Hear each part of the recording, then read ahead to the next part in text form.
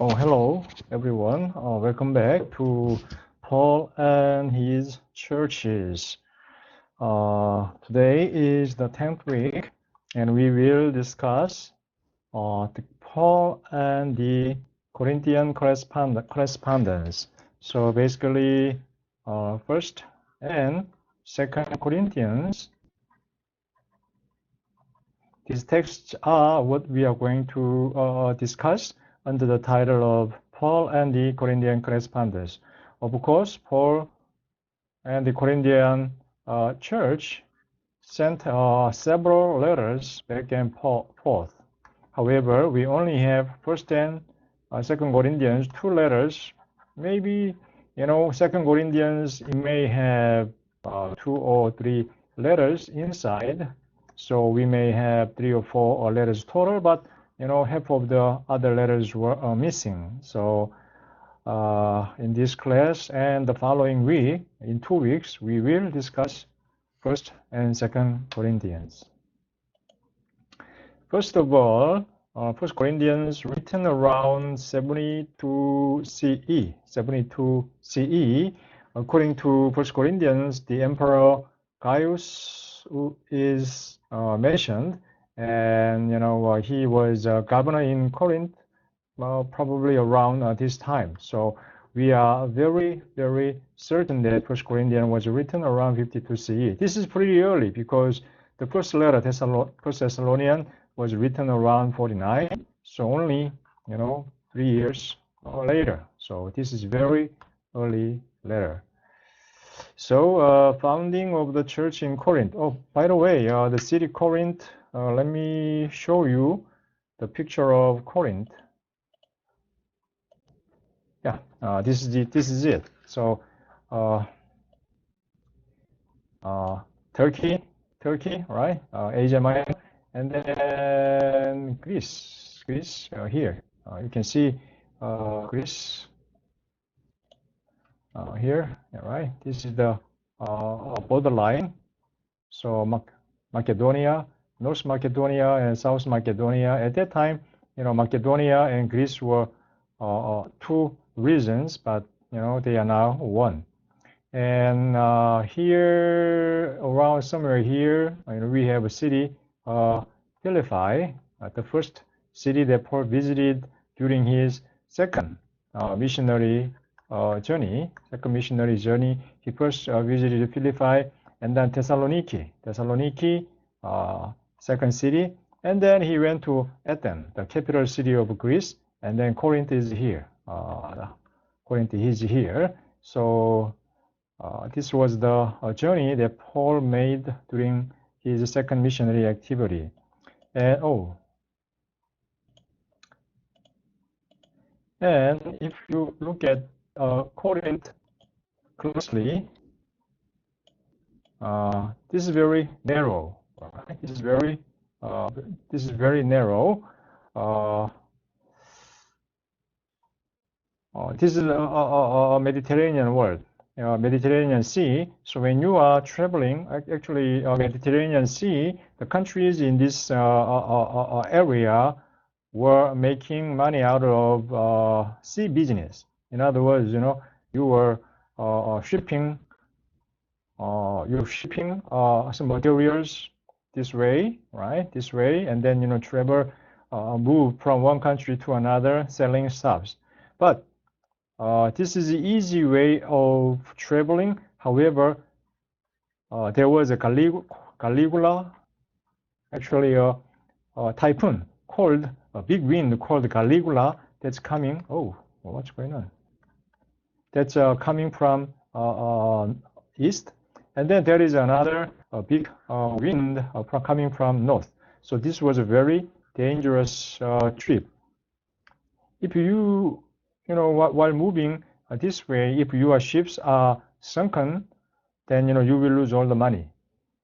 Easy and safe way of traveling is you go this way, and you put down all the cargoes out of your ship, and then you move by a horse this way, and then you reload the stuffs into your ship, and then you move this way. So this is a little easier but dangerous. This is a little inconvenient. You unload and you upload again, but this is safer. So a lot of people chose, this way. In other words, city Corinth became a big harbor city, and making a harbor city or port, making a lot of money. And obviously, Paul went to Corinth from Athens and then founded the church there. So the city Corinth, I explained that. Corinth was a large and prosperous city south of Thessalonica in the Roman province of Achaia, of which it was the capital. So Corinth was the capital of Achaia, and Thessalonica, Athens. And Thessaloniki, that was the capital of Macedonia. And Corinth was the capital city of Achaia. Macedonia, Achaia, two big regions, and it was the capital of Achaia.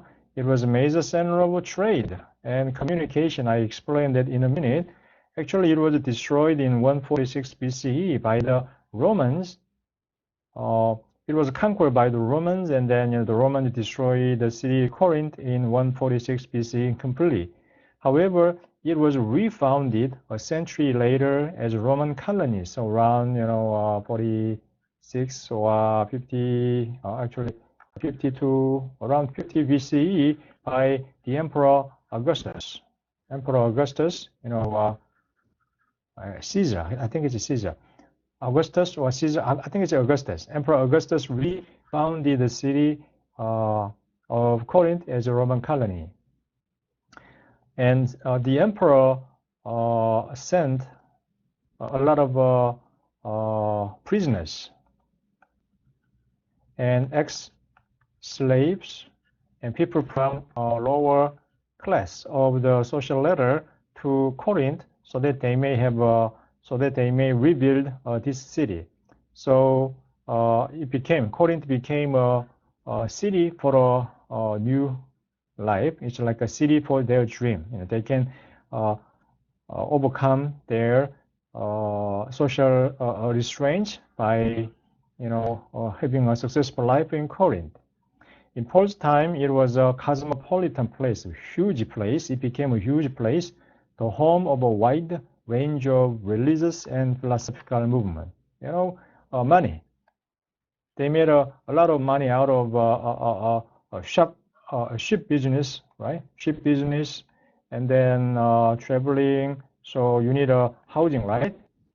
And entertainment. Lots of stops. So they made a big money, and then it became a center of. And if there is a money, then there comes religious and philosophical movement. So Corinth became a very famous city in Paul's time. For Paul, it's very important to. Paul was very smart. He was traveling to larger cities to found a church rather than a small rural area. So he will usually go to urban area, major cosmopolitan cities to build churches because there are more people there. So like that. And then let's see the next paragraph. Okay, beginning of the church. The beginning of the church. After leaving Thessalonica, Paul and his companions, Titus, Silvanus, arrived in Corinth and began to preach the gospel in an effort to win converts.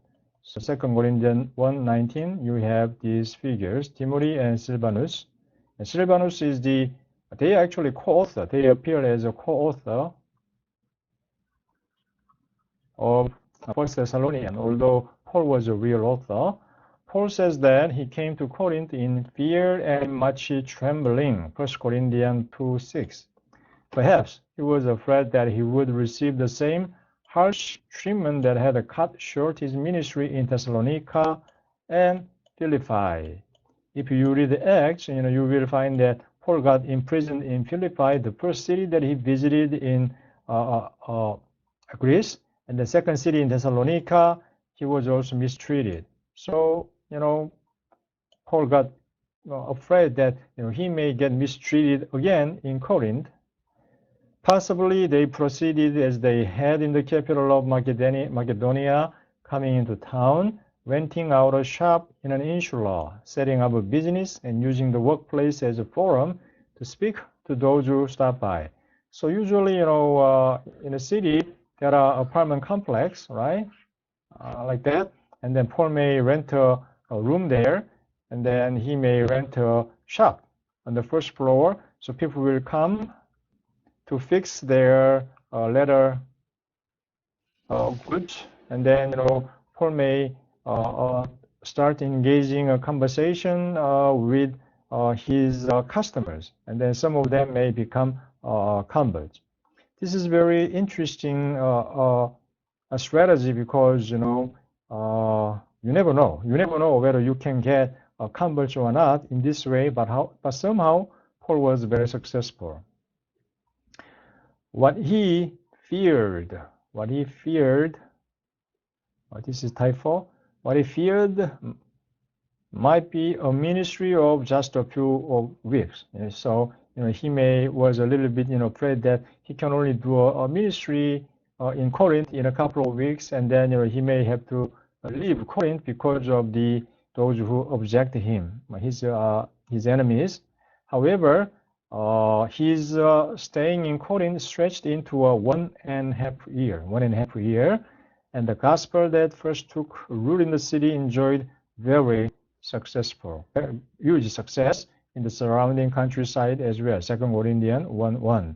So in Corinth, Paul stayed there in 1.5 years, and his ministry was very successful. So obviously, many churches were built in that city. According to Acts 18:1-19, Paul in fact worked in a kind of leather good shop in Corinth, leather good. So maybe like fixing tents, leather tents, and fixing bags, and etc. And met a Jewish couple named Aquila and Priscilla, who shared his profession in both senses of the term. Aquila and Priscilla went to Corinth because in around 48, Emperor Claudius in Rome issued an edict asking all the Jews to leave the city Rome, because Jews and Christians were fighting against each other in Rome, making a huge turmoil. So people were not able to distinguish Jews from Christians because they were using the same Bible and calling the same God as their God, and they were debating over one person named Christus. So from Romans' perspective, Jews and Christians were pretty similar. So the Emperor Claudius was pretty disturbed by all those fights between Jews and Jewish Christians. So he issued an edict asking all the Jews, including Christians, to leave Rome. So that may have been a reason why Aquila and Priscilla left Rome and then came to Corinth, and they were converted by Paul. They were Jews originally, but they converted. And interestingly enough, they were sharing the same job as Paul. Aquila was also leather goods. He was also a specialist in fixing leather goods. They have the same career. Paul and Aquila had the same career, the same faith in Jesus. According to Paul's own testimony, they risked their necks. For him and earned the gratitude of all of the Gentile churches. So Romans 16:4 and Acts 18:1-4. Aquila and Priscilla were good companions of Paul, and they risked their lives for Paul. So Paul is always thankful for this couple, Aquila and Priscilla. It's likely that Paul visited the synagogues to talk with the Jews and God-fearers to gain converts there. So as is usual, when Paul was in Corinth, he went to the synagogues in that area because, Jews in diaspora area were everywhere in diaspora area of Greco-Roman world, and the Jews, founded the synagogues. They met together every Saturday. So it was very customary of Paul to visit the synagogues on Sabbath days, namely Saturdays, and he explained the law, and then he explained why Jesus is the Messiah of Israel, who was promised or prophesied by the Hebrew Bible. And Aquila and Priscilla were converts, and they helped Paul with great success. Okay. So let's see, what else do we have in the third? Acts 18, 1 to 18. Let's open this passage, Acts 18, 1 to 11, and see what is there. Acts 18.